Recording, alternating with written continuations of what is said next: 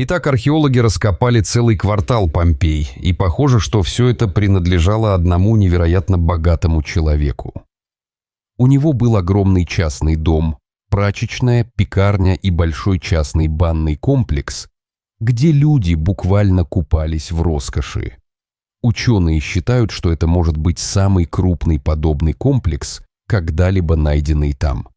В нем было 3 помещения с разной температурой, изысканные произведения искусства и огромный бассейн для погружения.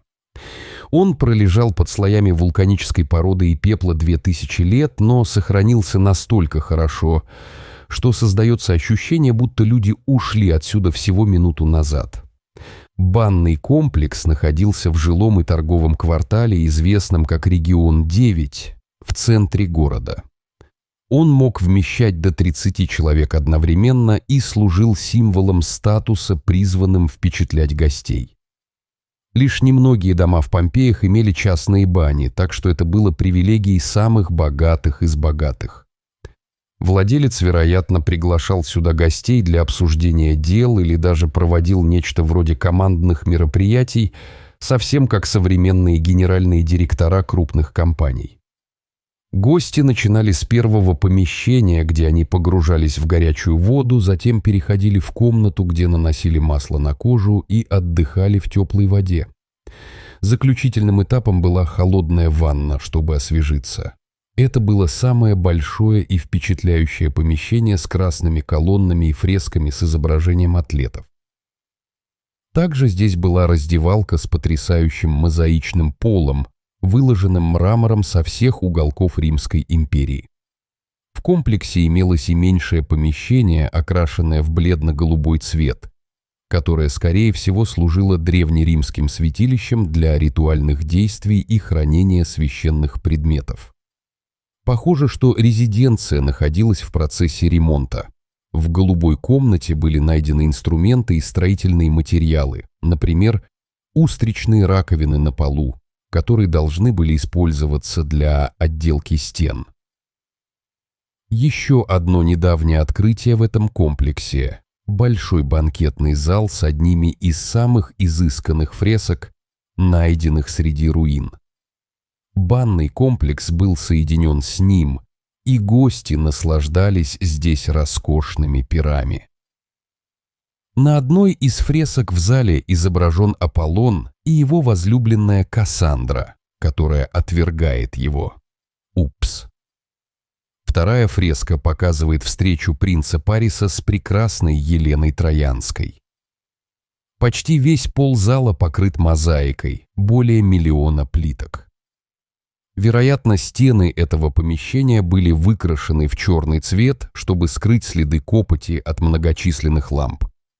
Это доказывает, что зал был освещен, и хозяева дома, скорее всего, принимали здесь гостей после захода солнца.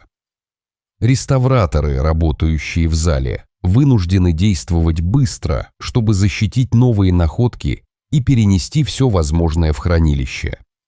В те фрески, которые невозможно переместить, они вводят гипсовый клей с обратной стороны, чтобы те оставались на своих местах на стенах.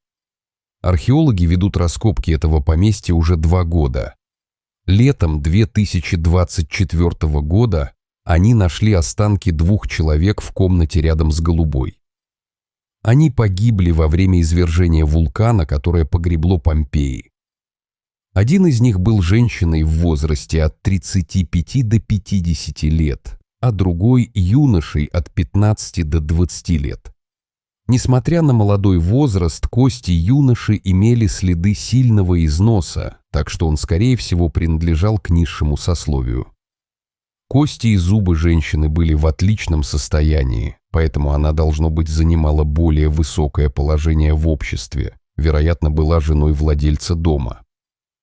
Ученые нашли на мраморной поверхности в комнате множество предметов: стеклянную посуду, бронзовые кувшины и керамику. Женщина и юноша, вероятно, принесли их туда, надеясь переждать извержение. Рядом с юношей были обнаружены ключи, а у женщины – золотые и серебряные монеты и украшения. Монеты до сих пор блестят как новые.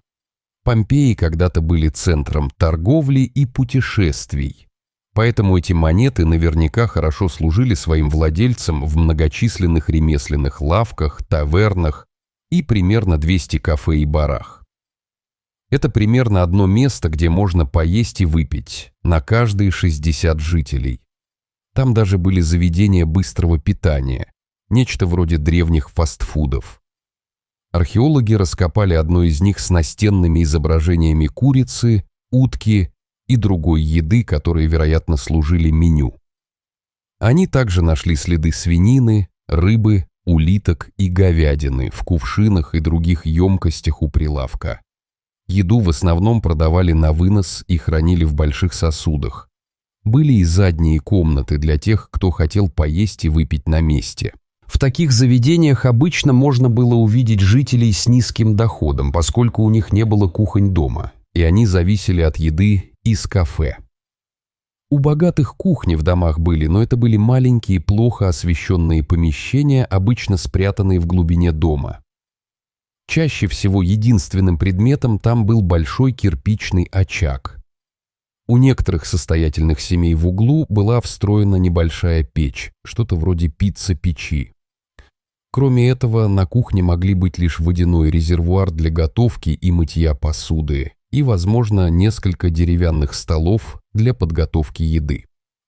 У римлян не было изысканных кухонных инструментов, как у нас сегодня, но у них было все необходимое. Они использовали бронзовые или железные сковороды, глубокие котлы и небольшие переносные печи для выпечки хлеба. Вместо тарелок еду подавали на больших круглых блюдах. Обед был легким приемом пищи, обожья. Обычно немного мяса или рыбы, фрукты и, возможно, напитки. Он был быстрым и простым, поэтому гостей на него не приглашали. Поскольку в Помпеях было очень жарко, после обеда люди устраивали сиесту. Позже, во второй половине дня, они отправлялись в общественные или частные бани, где могли часами отдыхать, плавать и общаться с друзьями. После этого следовал основной прием пищи, более обильный, иногда с приглашенными гостями. Еда была довольно простой, но вкусной. Большинство блюд варили, коптили, жарили или запекали, а затем приправляли крахмалистой загущающей добавкой или рыбным соусом. Рыбный соус был настолько популярен, что одна из самых богатых семей Помпей сколотила состояние на его продаже. Они даже украсили главный зал мозаикой с изображением сосудов для гарума. Еще одним важным источником богатства в Помпеях была земля. Каждый владелец большого дома имел участок, где выращивали виноград, оливки или разводили овец. Археологи пока не нашли много таких владений, поскольку трудно определить, где именно их искать.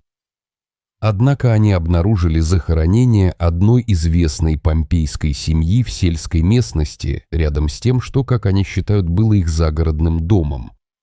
Одним из самых захватывающих развлечений для жителей Помпей с разным уровнем дохода было посещение амфитеатра, где проходили зрелищные и насыщенные действием гладиаторские бои. Их огромный стадион, самый древний из сохранившихся амфитеатров такого типа в римском мире. Представления длились несколько дней, и зрители съезжались со всех сторон. В 59 году нашей эры фанаты настолько разгорячились, что между жителями Помпей и соседнего города вспыхнула масштабная драка. После этого власти закрыли амфитеатр на целых 10 лет в качестве наказания. Некоторые помпейцы даже изображали эту драку на стенах, хвастаясь своей победой. Были и росписи с изображениями гладиаторов. Многие жители Помпей также любили ходить в театр на спектакли. Местный театр был построен во II веке до нашей эры, а позже стал еще больше и роскошнее. Люди смотрели веселые комедии, нелепые представления, называемые фарсами, и драматические пьесы на сюжеты древних мифов.